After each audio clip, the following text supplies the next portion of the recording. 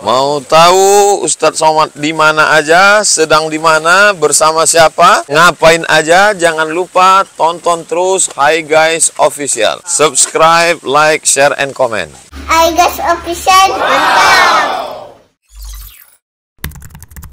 Mulai bersyair nih gimana ceritanya? Ketika di pondok, orang tua saya miskin sekali, bahkan masuk penjara. Allah, ya Allah. Karena ya cucu kiai ayah saya itu, karena beliau punya utang sepeda tak mampu bayar. Kemudian beliau itu diperkarakan, dianggap ngembat, dianggap pinjam pak kembali. Ini kurang 1 tahun itu saya mondok itu dengan hanya makan nasi jagung itu udah makan pedas 1,5 tahun. Nah, di pondok itu ada kebiasaan menulis puisi bahasa Madura itu. Oh, berarti dari pondok Ya, sudah mulai nulis. ya, tapi kebetulan keponakan kiai itu mengatakan puisi saya jelek, bahasa Madura saya jelek.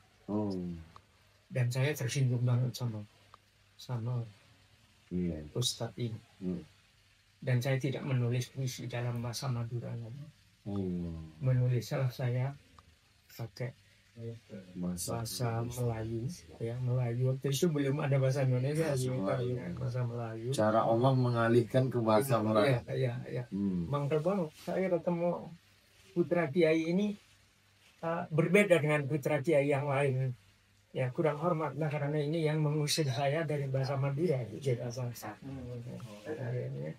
Jadi akhirnya saya pindah kepada pantun-pantun Melayu. Itu awalnya. Ya, pantun Melayu. Saya Kemana kancil akan dikejar, ke dalam pasar cobalah dan sewaktu kecil rajin belajar, setelah besar senanglah. Ini menjawab pertanyaan saya. Kan orang Madura berbahasa Madura. Kenapa bisa budayawan Indonesia, budayawan Melayu, kok orang Madura? Ini jawabannya saya dapat. Ternyata ada asbabun nuzul. Orang Melayu yang mendapat hadiah sastra Asia Tenggara cuma Sutarjikan Sembah. Ya, orang yang Melayu. Ya. Nah, saya kemudian lulus ujian guru agama. Jadilah saya guru agama. Kemudian menulis puisi. Nah, kemudian ketika merantau liburan ke Banyuwangi, kemudian ada rindu kepada ibu. Puisi ibu ditulis tahun 66. Dan itu sekarang jadi pelajaran wajib di semua SMA seluruh Indonesia. Jadi semua anak SMA kelas 1 itu harus kenal anaknya ibu saya. Masya Allah. Akbar. Nah, jadi saya ngomeni desa. Jadi ketika dan itu dijadikan alat untuk dakwah. Misalnya payung. Ketika hujan mengguyur bumi, basah kuyup orang yang jujur, basah kuyup pula orang yang jujur. Tapi yang lebih banyak basah kuyup adalah orang yang jujur. Kenapa? Karena payung orang yang jujur telah dicuri oleh orang yang tidak jujur. Sebentar. Ada yang lebih senang.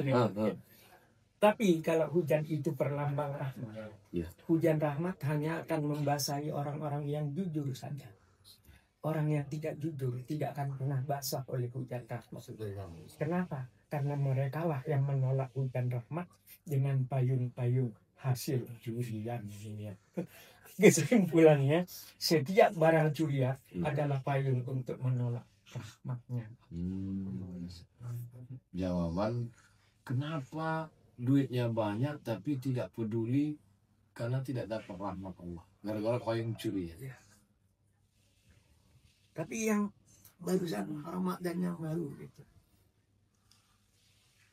masih diberi lewat percakapan dengan orang-orang kalau kamu punya uang 10.000, kamu belikan nasi bungkus, kamu berikan kepada fakir miskin, maka nasi bungkus itu nanti akan menjelma payung sutra dan menjemputmu di pintu surga.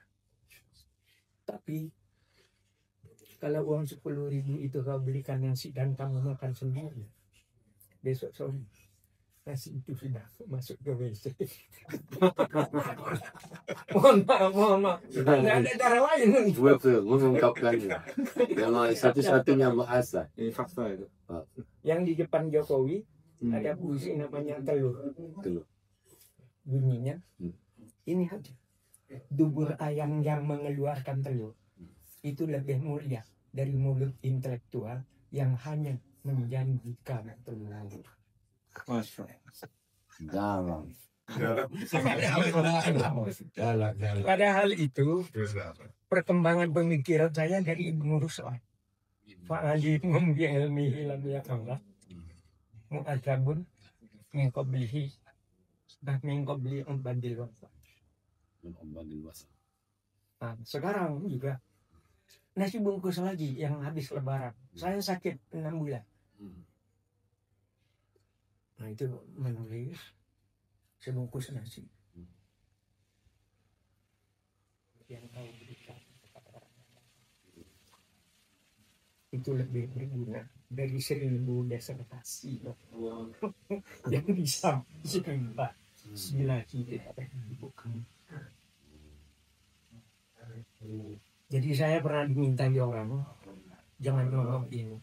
Ketika saya mengatakan bahwa ilmu yang tidak ada gunanya itu filsafat.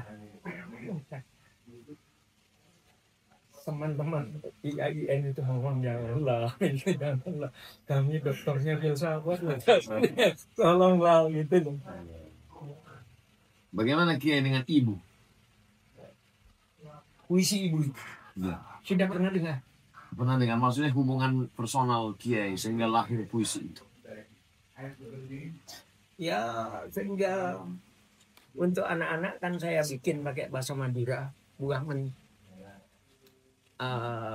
ngakan topak dengan labu, Kiai ngerti ngakan topak dengan labu, ajak lok pangon seni patang, mencium tangannya ayah dan ibu,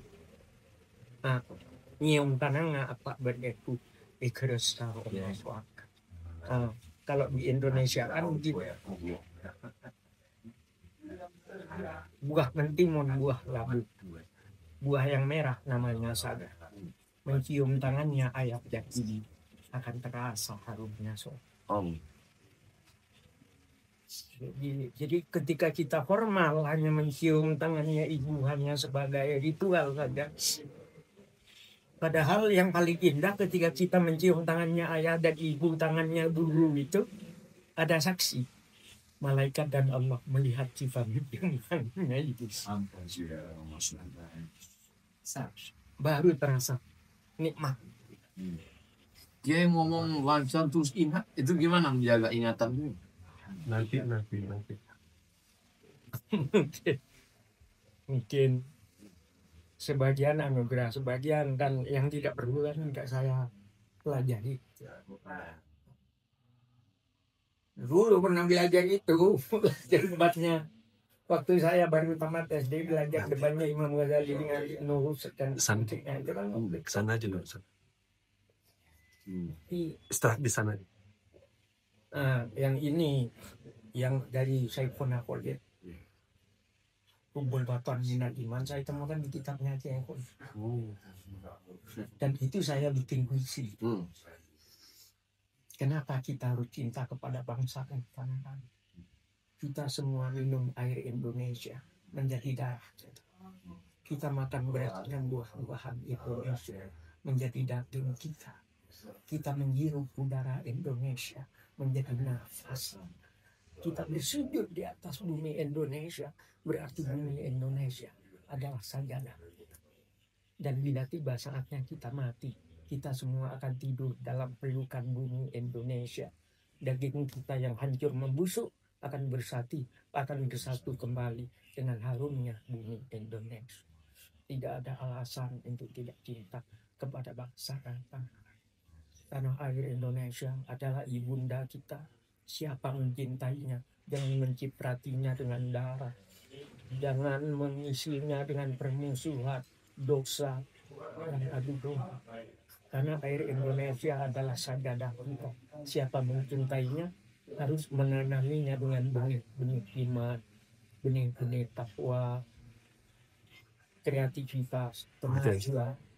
Tanah air Indonesia adalah sajadah kita, tempat kita bersujud kepada Tuhan.